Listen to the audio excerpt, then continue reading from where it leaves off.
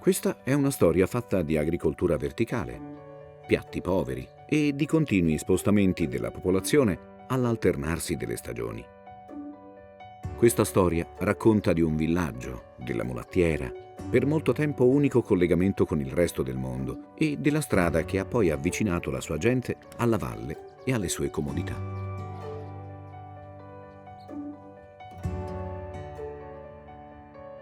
Questa è una storia in cui la gente, il bestiame, la scuola e perfino l'orologio della chiesa sembrano procedere al ritmo lento della vita agricola.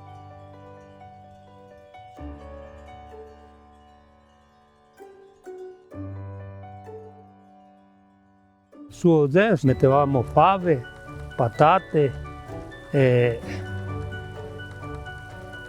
orzo, avena, frumento, segala. Si coltivava per fare il pane e tutto.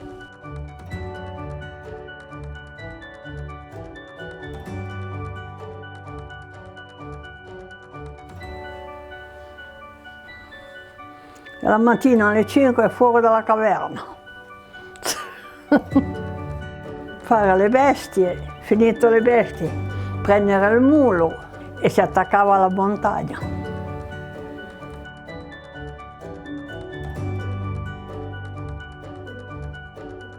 Era duro ma più soddisfazione. Chi aveva il mulo faceva anche i trasporti per gli altri.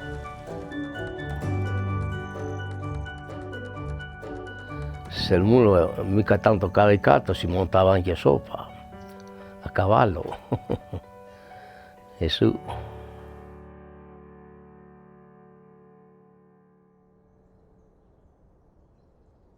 Osen, fino alla metà del secolo scorso, era considerato il granaio di Emaville per la sua abbondante coltura di cereali, ma anche di fave, elemento che ha reso celebre il villaggio.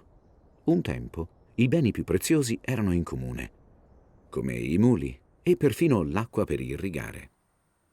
Non dovevi prenderla prima, altrimenti si bisticciava. Allora era già lì pronto. Quando il campanile suonava, tac, la prendevi te. Allora non c'erano mica tanti orologi. Aspetta che l'ora batte, come l'ora batteva, tac, chiudevi all'altro e prendevi te.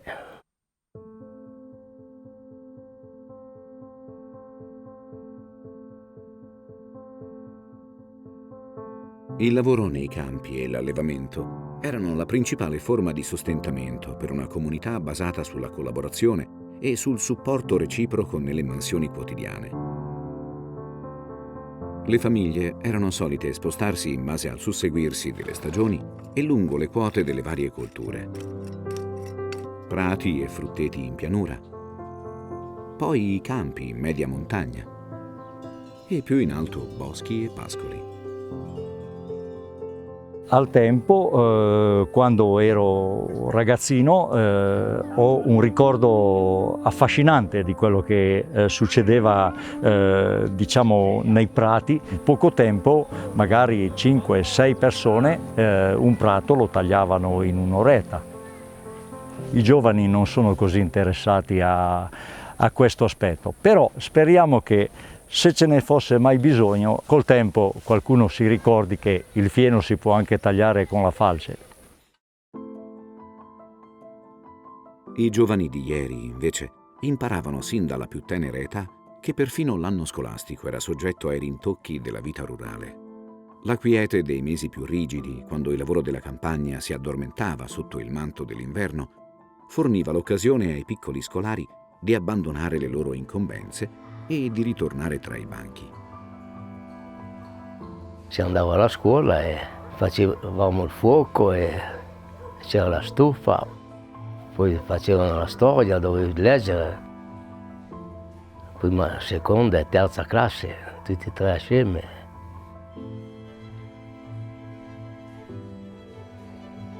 Bisognava insegnare a leggere e a scrivere, specialmente la dottrina cristiana, e innanzitutto insegnare anche la morale, cioè educazione civica, quella che oggi non si insegna quasi più nelle scuole, ecco.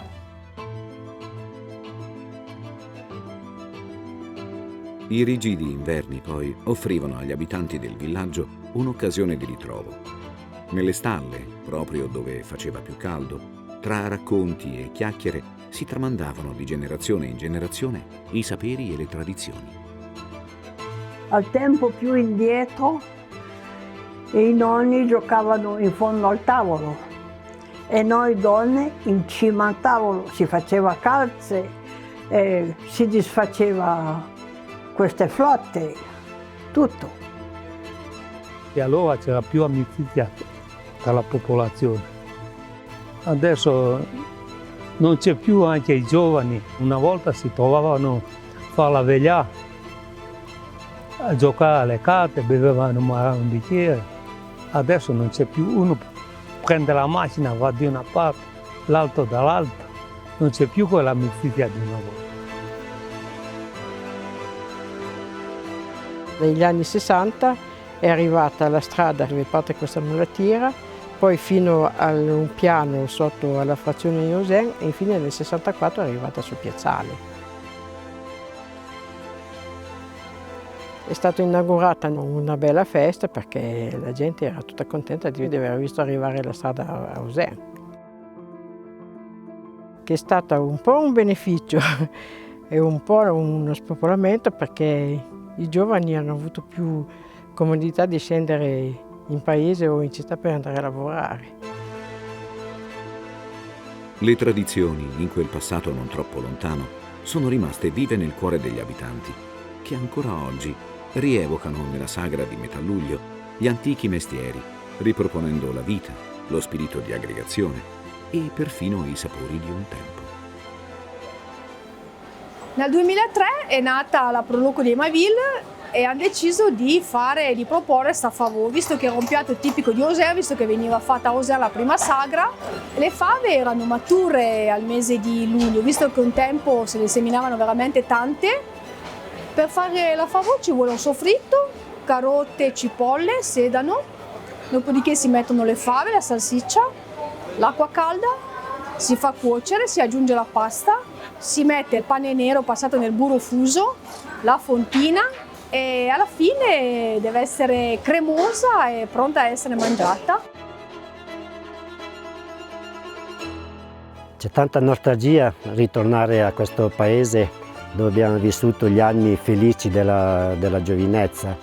Ci pareva di conoscere il mondo intero, sembrava che il mondo girasse tutto intorno a noi, intorno alle nostre cose. Poi c'è stato lo sconvolgimento appunto dello spopolamento delle montagne, è arrivata la strada e con la strada è arrivata la possibilità di vedere altre cose. Ci siamo accorti che noi nel mondo sapevamo niente e che quindi al di là del nostro piccolo villaggio, del nostro comune, c'era tutto un mondo affascinante da scoprire.